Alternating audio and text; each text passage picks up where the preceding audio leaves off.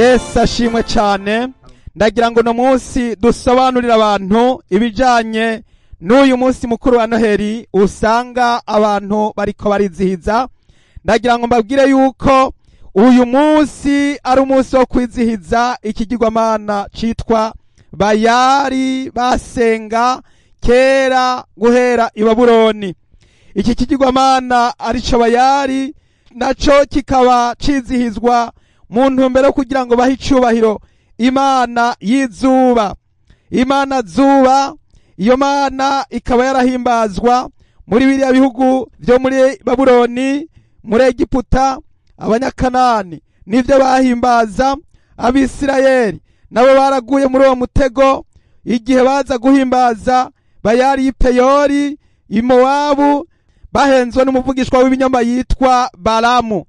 Uyu Balamu rero uno munsi tukaba tumugereranya n'amadini ya gikristu, ariko bemera kurarika abantu ngo murazoza gusenga kuri Noheli. Aba bantu rero bariko barakurikiza ivyo Balamu yigishije Abisirayeli, akabwira umwami w'u Mowabu ngo atumire Abisirayeli kugira ngo bagende mu bigirwamana vyabo mu mana y'i Peyori, ariyo Bayali Peyori, hanyuma baze gusenga ibishushanyo. Uwo munsi Imana irarakara, hapfa abantu 24,000 umunsi umwe, kubera yuko bagiye gusenga ibigirwamana by'ico gishushanyo citwa Bayali y'i Peyori. Mwene data, ndagira ngo dusobanurire abantu uyu munsi ibijanye n'iri jambo Noheli. Iri jambo Noheli nk'uko benshi bariko barabisobanura, abantu benshi barazimiye, barataye umurongo. Abakristo twarahenzwe, mwarahenzwe, nimuveyo nimugaruke, nimuveyo nimugaruke. Idini ry'Iroma niryo ryashinze uwo munsi, niryo ryazanye uyu munsi mukuru wazanywe n'abanyaroma. Bene data, ndagira ngo tuze kwinjira muri ano majambo avuga ivy'Imana y'i Peyori. Ndagira ngo mbanze mbasobanurire iri zina Noheli ryavuye hehe. Ryavuye ku munsi mukuru w'izuba witwa Solo Invictus, c'est-à-dire bisobanurwa ngo Imana y'izuba. Imana y'izuba canke izuba ridapfa. Uyu munsi w'itariki 25 niwo munsi bizihiza yuko Imana yasubiriye kuvuka. Ngo la fête célébrera le Solo Invictus, le dies natalis solis, c'est-à-dire le jour de la naissance du soleil, était fixé au 25 décembre.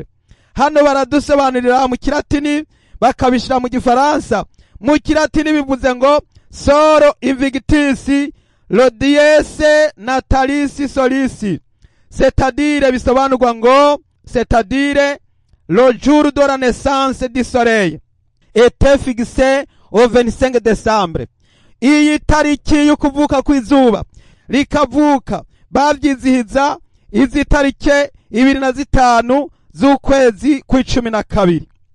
Ubwo rero mu mwaka wa 321, umwaka wa 321, umwamperere yitwa Konstantino niwe yashinze yuko batangura guhimbaza uwo munsi mukuru w'izuba. Iyi tariki 25 niyo ngira ngo ngarukeko. Ndagira ngo ngaruke kuri iyi tariki 25 z'ukwezi kw'icumi. Bene data, uyu n'umunsi mukuru Abisirayeli nabo bazimiriyemwo nk'uko abakristo bamaze kuzimiriramwo. Barazimiye, abakristo barazimiye nk'uko Abisirayeli bazimiye. Ndagira ngo twinjire mu majambo y'Imana turabe ingene vyagenze mu gitabo cyo guharura igihimba ca 25 umurongo n'uwa mbere. Umutwe w'amajambo ratubwira ngo Abisirayeli bifatanya na Bayali y'i Peyori.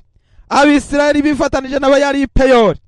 Abakristo uyu munsi barifatanije na Bayali y'i Peyori kubera yuko bifatanije n'Imana y'izuba yahimbajwe mu bwami bw'Abaroma, aho bavuga ngo nta mana iriho, ngo nta mana iriho. Bitwaje kugarariza, bitwaje kubesha, maze baca bashinga ibishushanyo n'ibigirwamana, barabizana babikwiza mu rusengero. Hanyuma rero baca baravuga bati nta mana iriho, nta mana iriho, ngo iyo mana ngo yarapfuye, ngo iyo mana yapfuye, ngo nta mana ipfa, ngo nta kuntu Yesu yo kwitwa imana ngo kandi yarapfuye, ngo nta mana iriho. Ariko bibagiza yuko iyo tutabona Yesu yapfuye akazuka, iyo Yesu ataza kudupfira, wewe nanje twopfuye rubi, wewe nanje ntitwogiye mu ijuru, wewe nanje ntitwotabawe. Ariko noneho Yesu yaradupfiriye, Yesu yaratubambiwe, ibihano bituronkesha amahoro vyabaye kuri we, imishishago yiwe niyidukiza.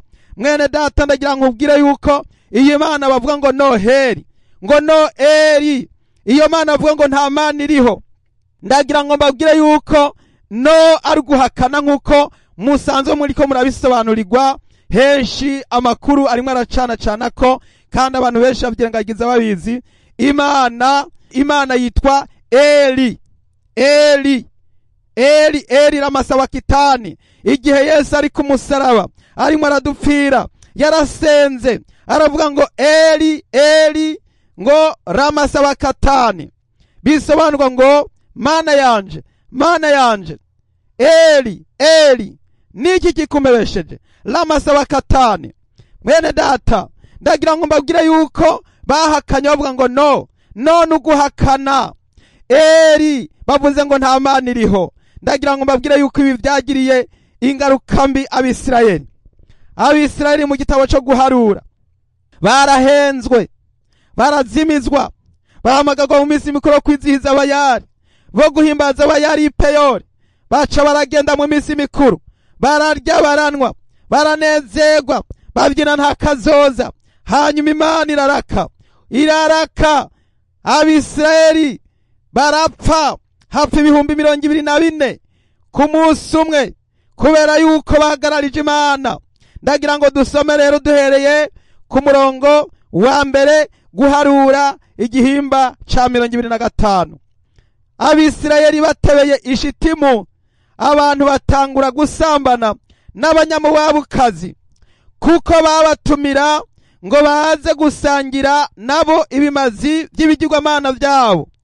Nuko abo bantu bakabiryako, bakunamira ivyo bigirwamana byabo. Abisirayeli bifatanya n'abayari y'ipeyori, uburake bw'Uhoraho burabaziriringira. Mwene data, uburake bw'Uhoraho buraziriringira abakristo no munsi bari ngo barizihiza iyi bayari y'ipeyori. Ndagira ngo mbasobanure yuko iyi bayari ari imana y'izuba, ni imana zuba.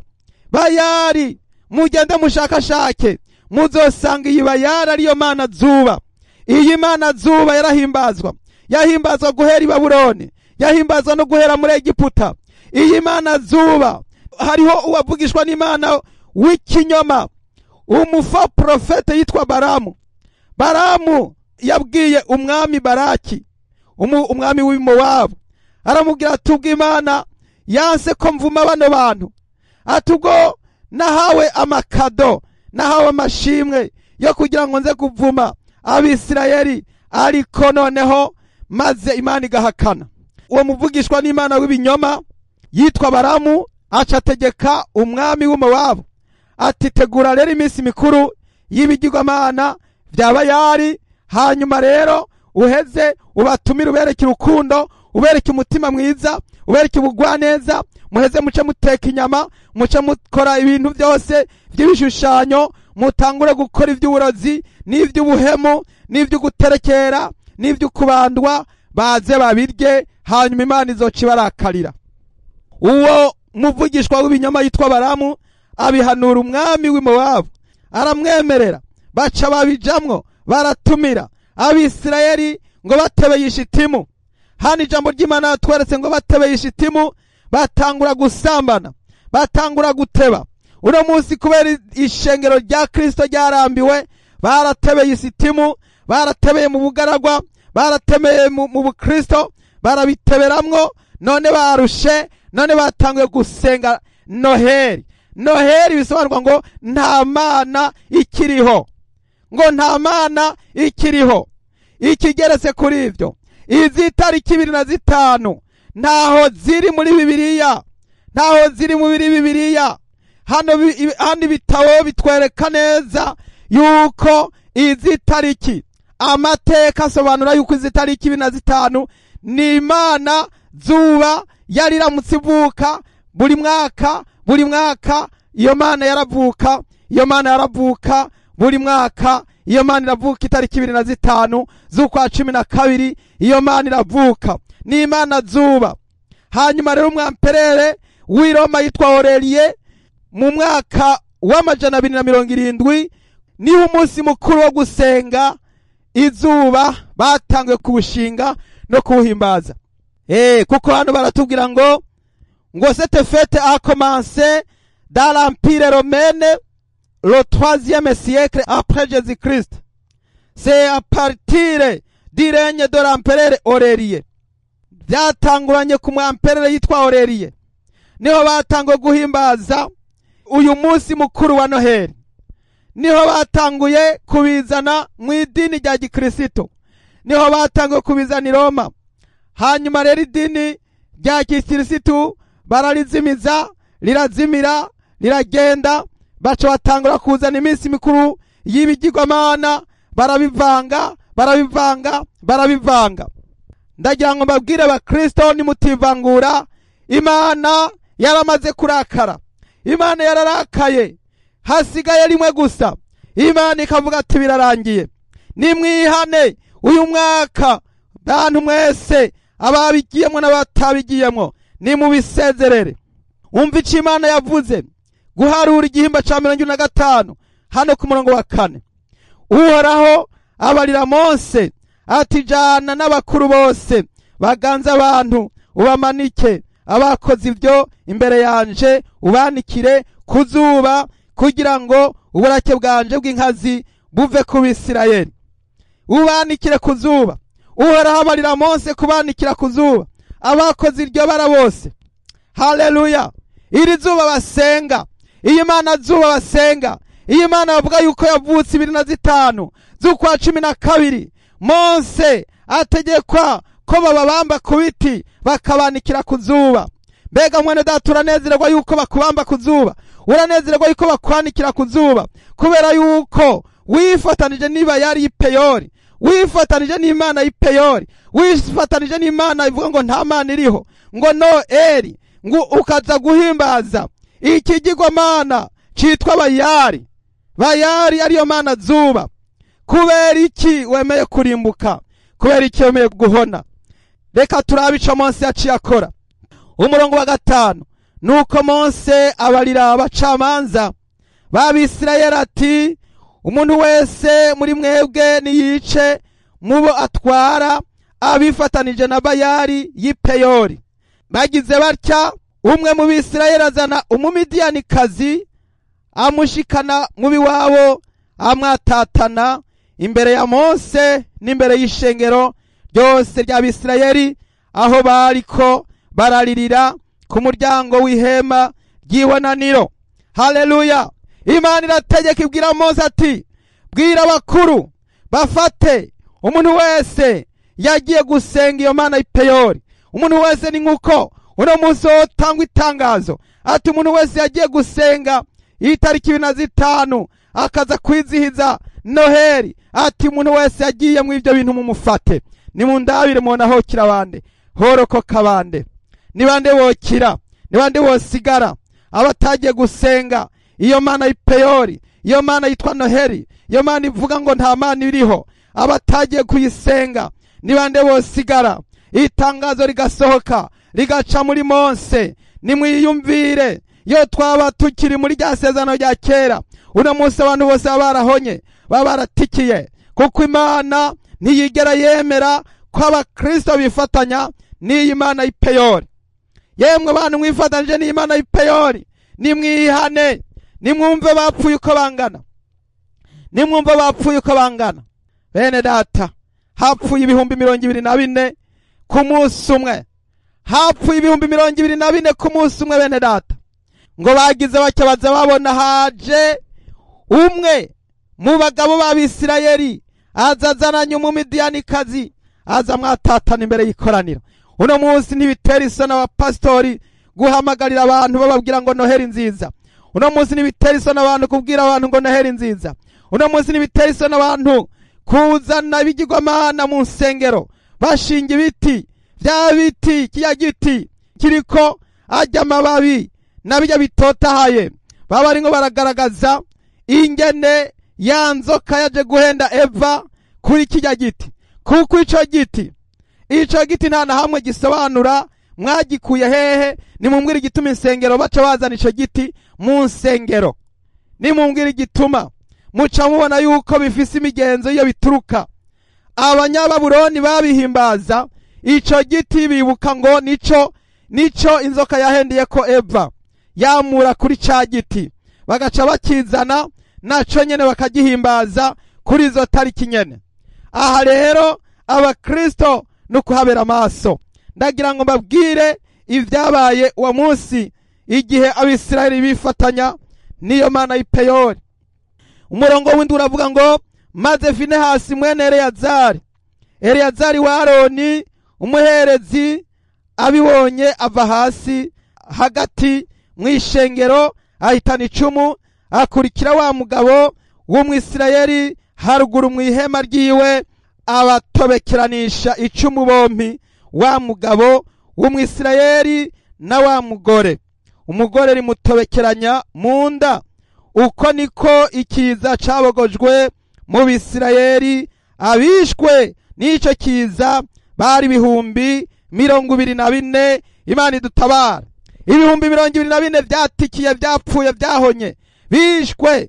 Mwene data, wewe mupastori, wewe mukuru w'ishengero, uranezerewe kubona uyoboye abantu bagiye kwicwa, uranezerejwe kubona abantu barimo barapfa, nawe ubwawe ukaba ugiye gupfa. Niwumva imburi nugezaho ntuzosubire guhenda abantu, nawe ngo have wihenda ngo usubire guharikira abantu Noheri, ngo bipfurize iminsi mikuru y'abapagani. Nimuberekera Abanyaroma, nimurekera abazimiye abikore, ariko mwebwe nimureke kwifatanya niyo mana y'Ipeyori. Finehasi yagize ishaka, agira umutwaro, aragenda arabatobekeranya, arabazibura, kuko bakora iby'ubusambanyi. Uwo munsi mukuru w'iyo mana y'Ipeyori bagenda kurya no kunywa, bakarya ibyaterekerejwe ibigirwamana, bagaca baja gusambana. Harageze igihe babikora ku karubanda, babikora ku mugaragaro. Ndagira ngo mbabwire yuko uyu Finehasi yarabogoje icorezo, kuko yagabanije ifuhe ry'Imana, kuko Imana yararavye isanga Finehasi agize ishaka, agize umutwaro wo kuza kwica uwo mugabo n'uwo mugore. Imana ikiravuga ati nimugezaho, ati rero ndabonye yuko habonetse umuntu angabanya ishavu. Mwene data, ubwo uriteguye kugabanya ishavu Imana, kuhaguruka ngo uvuge, usemerere, wihanize, ubwira abantu bareke gusenga iyo mana y'Ipeyori, kuko nutabivuga abantu benshi baravyisukamwo, baravyirohamwo, benshi barapfa, benshi barahona. Nimubabwire babireke, nimubabwire bagezaho, nimubabwire ntibasubire, ababikoze bihane. Nataraho naho baca babanikira ku zuba. Mose yategetse ko babanikira ku zuba, maze barabamanika. 24,000 byose byarapfuye, birapfa birahera. Mbego no munsi hopfa 24,000 muri ico gihugu kimwe gusa, muri akarere kamwe mu ntara imwe. 24,000 nizi ntambara zibera nkeka muri bihugu, nta bashoka bapfa umunsi umwe 24,000, ariko uwo munsi hapfuye 24,000. Uno munsi ishengero ry'Imana barikwegeye, bikwegera urupfu.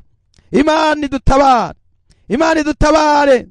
Umurongo w'icumi uratubwira ngo Uhoraho abarira Mose ati, Finehasi mwene Eleyazari wa Aroni umuherezi ahwamitse uburake bwanje, atumye buva ku Bisirayeli, kuko yarwaniye ifuhe ryanje muri bo, bigatuma ntarandura Abisirayeli kubw'iryo fuhe ryanje.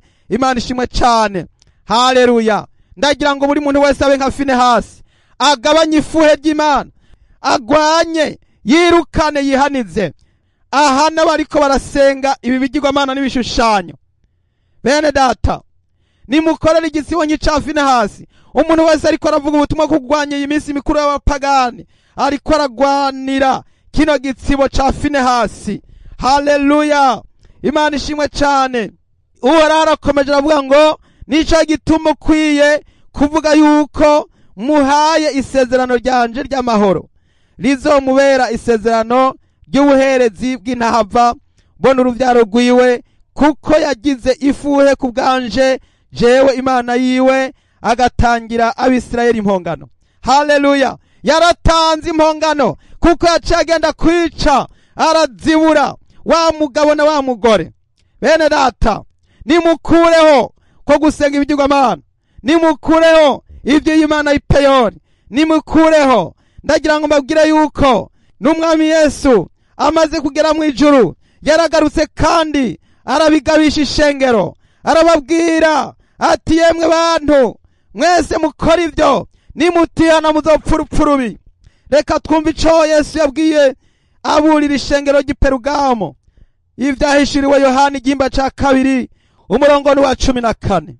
Haravuga ngo, ariko mfise ivyo nkugayako bike, kuko iwanyu hafise abakomeza inyigisho za Baramu, yigishije Baraki gushira igitsitaza imbere y'Abisirayeli, kugira ngo barye ivyaterekerejwe ibigirwamana bashakane. Niko nawe ufise abakomeza inyigisho z'Abanikorayiti uko nyene. Bene data, haracari abantu no munsi bagikomeza inyigisho. Ni wawe ngaho nyene uri, haracari abantu bagikomeza izo nyigisho. Nubirukane, nubagwanye, nubabuze, nubahagarike, nibagezaho, nibabireke. Abagikomeza inyigisho za Baramu, Baramu niwe yahenze Abisirayeli aza gusenga ibishushanyo, basenga imana y'izuba, imana y'Ipeyori. Hanyuma Uhoraho ategeka yuko babafata abo bantu bose babanikire ku zuba babice, baca bica 24,000. Niko n'uno munsi abakristo nabo nyene baringo barasenga imana zuba, baringo barasenga igirwamana zuba. Abantu benshi ariko barashigikira bavuga ngo Noeli, ngo nta mana iriho, bakarya umuceri, bakarya inyama, ngo nta mana iriho, bakaja mu rusengero bagahimbaza ngo Noheli nziza, ngo turahimbawe yuko atamana iriho, ngo turahimbawe yuko atamana iriho. Bipfurizanye umwaka mushasha, bakipfurizanye Noheli nziza. Ivyo byose muri nko murabikora, ariko Imana iraje babwire ivy'uruvangi mwazanye mu isengero. Hano ishengero ry'i Perugamo, Yesu arariburira arababwira ati yemwe mwashengero ry'i Perugamo. Perugamo bisobanurwa uruvangi gukurongorana kw'abantu. Nukuvuga ko ishengero ry'i Perugamo barivanze, batorana, bahana impeta na Shetani ku mugaragaro. Perugamo bisobanurwa gutora abagore benshi. Barataye Imana rurema, baza gushinga no gushigikira Satani ku mugaragaro, bamuzana mu ishengero ry'i Perugamo. Niko natwe uno munsi hari abantu benshi bashigikiye Noheli, bagashigikira iminsi mikuru y'abapagani, baza kurongorana n'abadayimoni, baza gushigikira n'abadayimoni, baza kuzana Satani mu ishengero ry'Imana, baza gusenga Bayali. Yemwe bantu bene data, nimureke gusenga Bayali, nimureke gusenga iyo mizimu, nimureke gusenga izo mana zitazwi. Muri Bibiliya nta na hamwe biri, kuko Yesu Kristo ntiyavutse muri uko kwa 12 haba namba, ntiyavutse muri uko kwa 12. Akarorero, mu kwa 12 hari imvura, ariko ico gihe Yesu yavuka hari ntama hanze, abungere barara baziragiye. Nta kuntu bari kuziragira mu mbeho no mu bukanye, ntibikunda. Barare hanze, abamarayika baraje baravuga bati icyubahiro cy'Imana asumba ijuru, amahoro abe mu isi mu binezererwa. Bararirimba, baratazira. Hari mu gihe cyo mwijoro, abungere baragiye intama bari hanze, barara baziraririye ku gasozi. Ivyo ni ibimenyetso bigaragaza ku bantu noba atazi gusoma, babimubwiye ahita yumva yuko nta muntu yorara hanze mu gihe c'imbeho, nta muntu yorara hanze mu gihe c'imbeho, nta ntungwa zorara hanze mu gihe c'imbeho. Uno munsi ntiworara hanze mu gihe c'imbeho, hari mu gihe hasusurutse. Yesu yavutse mu gihe hasusurutse, intama zari hanze n'abungere bari hanze. Ico ni kimenyetso cerekana yuko amadini y'uno munsi ari amadini y'ibinyoma, amadini y'ibinyoma. idini rya gikristo ryahindutse idini ry'ikinyoma. Ni ukuvuga yuko andi madini y'abasilamu n'abandi baradutwenga kuko bumva bazi neza yuko twashigikiye ibinyoma, tukemera ibinyoma, tugasenga ibinyoma, kandi ntibyakagombye kumera gutyo. Si uko byakagombye kumera. Twebwe abakristo twakagombye kuba ishengero ryemewe kandi ribwira abantu kukizwa no kwihana, ariko kuko babona yuko twakurikiye amadini y'ibinyoma aho gusenga umwami Yesu Kristo. Yesu ntabwo yavuze izitariki, duca dusenga ngo Imana ngo ntayiriho, tugasenga duhakana Imana. Ibyo bintu birababaje. Hano umwami Yesu arababaye, ariko aravuga ngo ariko ibizi byo nkugayako bike, kuko uwanyu hafise abakomeza inyigisho za Balamu yigishije Baraki gushira igitsitazi imbere y'Abisirayeli kugira ngo barye ibyaterekerejwe ibigirwamana bashakane. Niko nawe ufise abakomeza inyigisho z'Abanikorayiti nk'uko nyene. Abanikorayiti bashigikira gusenga umugabekazi wo mwijuru, bashigikira gusenga Bikira Mariya.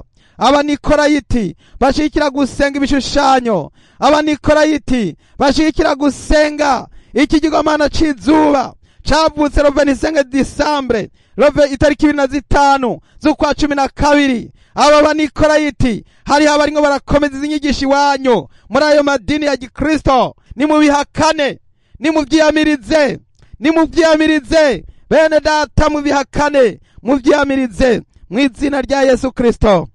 Umurongo wa 16 Yesu arakomeza avuga ati, nuko rero niwihane, nutihana nzoza kuri wewe vuba, kandi abo nzobarwanya mbakubita inkota yo mu kanwa kanje. Haleluya! Yesu agiye kuza abakubita inkota yo mu kanwa kiwe. Yesu agiye kuza abakubita inkota yo mu kanwa kiwe. Amadini yose yashigikiye ibinyoma, bagahakana Imana ngo ntibaho, bagahakana Imana ngo no Eli. Mu Giheburayo Eli ni Imana. Abayuda bonyene barabatwenga, abayuda bonyene baradutwenga kuko turiko turakoresha ururimi rw'Igiheburayo tuvuga ngo nta Mana iriho. Eli ni Giheburayo, Eli ni Giheburayo, no nayo nizi ndimi zihakana. Murazi ko bivugwa yuko no ari guhakana. Nose oya, nose ntabiriho, nose ntabiriho, none ukuvuga ngo ntabibaho. Eli nayo nukuvuga ngo Imana, nukuvuga ngo nta Mana iriho.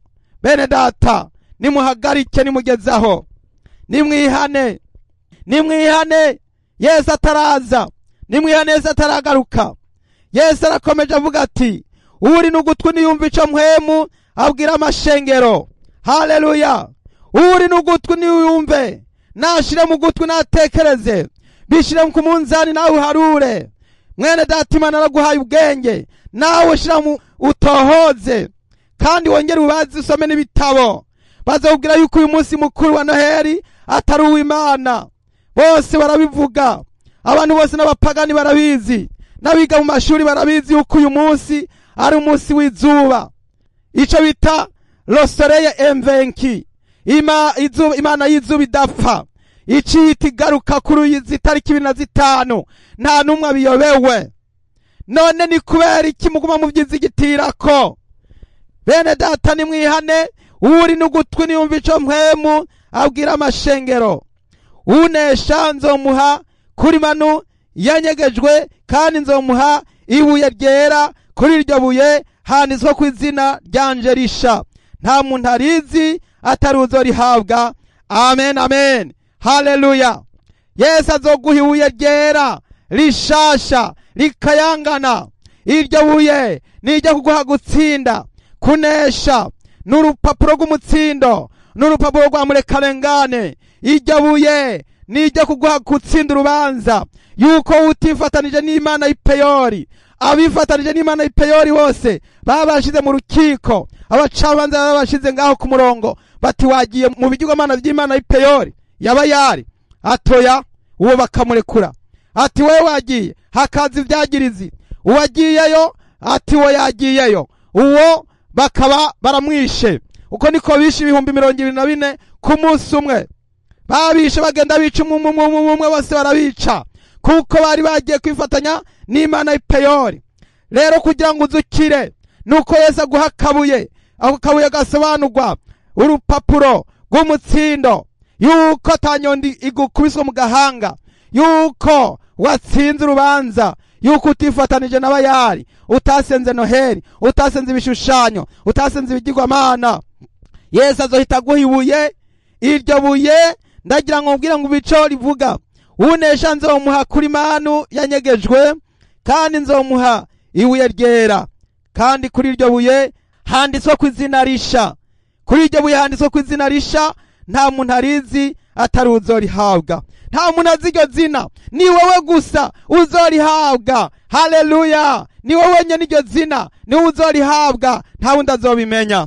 Ndararikira abantu mwese kwihutira kurondera iryo zina, guhabwa iryo zina. Ndipfuriza umuntu wese kuba nka Finehasi. Finehasi yakoze ishaka rikomeye cyane, agabanya ishavu Imana, aza kwica wa mugabo wo mu Isirayeli. Bene data, nimwitandukanye n'ibi bishushanyo, nimwitandukanye n'ibi bigirwamana, nimwitandukanye n'ibi byose muriko murahendwa n'abavugishwa n'Imana b'ibinyoma.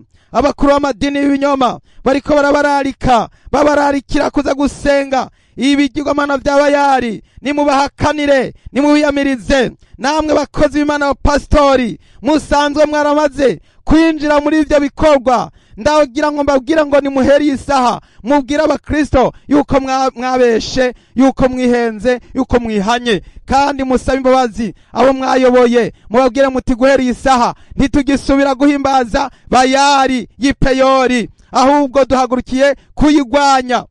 Uhoraho abwira Abisirayeli, arababwira ngo nimuvyandike mu mateka ko Abamidiyani ndetse n'Abanyamowabu bose yuko muzohora mubagwanya kugeza ibihe byose.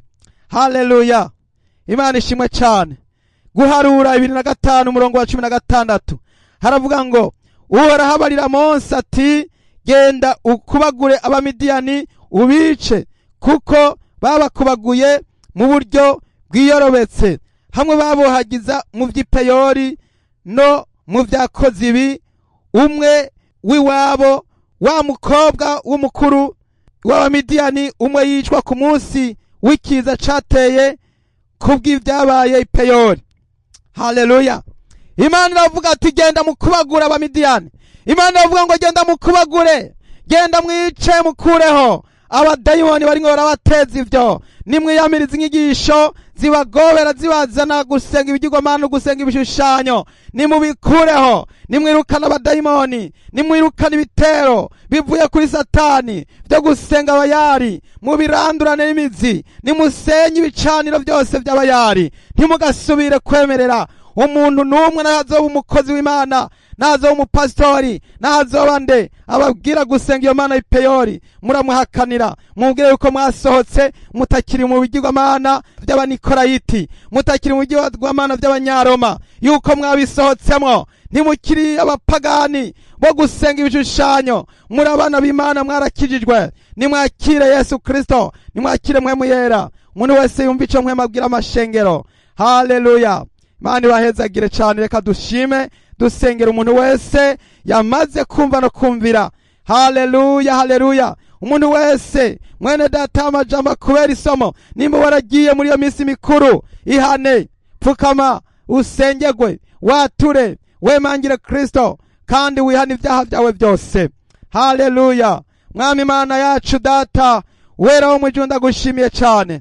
Habwa icubahiro Mwami, ku bantu bose bamaze kumva amajambo no kwihana, bariko barakizwa, baringo barihana yuko basenze Imana y'Ipeyori, bagiye gusenga mu minsi mikuru y'abapagani, barahimbaje, barakoze ibirori. Ndabasengeye, ndabasaba imbabazi n'ikigongo bahe kubabarirwa ibyaha byabo byose. Wera nushimwa, habwa icubahiro. Ndabigushime ku bantu babariwe Mwami Yesu, udehe kurandurana n'imizi. Mwami Yesu ico caha, Mwami Yesu udehe kugira ishaka nk'irya Finehasi, kugira ngo dukomeze kurwana ishaka ry'ubutumwa bwiza bw'ubwami bw'Imana. Haleluya! Ndabigushimiye Yesu, bishimigwe ibihe byose, mu izina ry'Umwami wacu Yesu Kristo.